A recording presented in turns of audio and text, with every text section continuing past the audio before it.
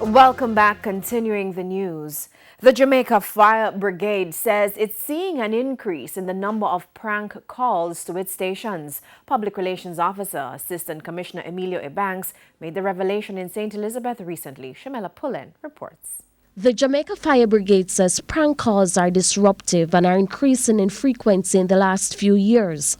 According to figures supplied by the brigade, there were 93 prank calls in 2017. In 2018, there were 108, and since then, the figures have been climbing.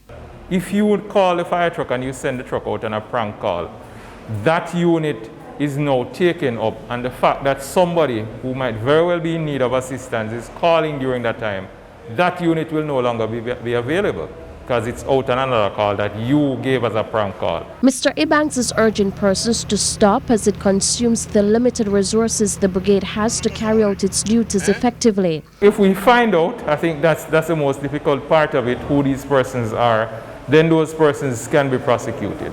But the difficulty is finding these individuals.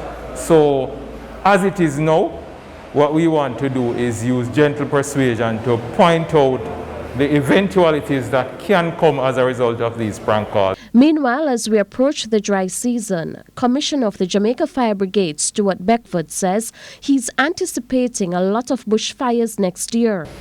It is our estimation that there will be more fires next year because there are a lot more growth taking place as it relates to the grass, and of course the temptation will be there for farmers to slash and burn.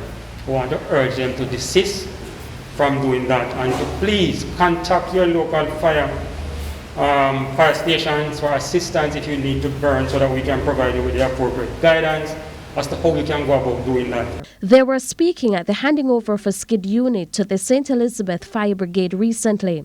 This piece of equipment will be used to help in putting out bushfires in areas where it would be difficult for fire trucks to reach. Shamela Pullen, TVJ News.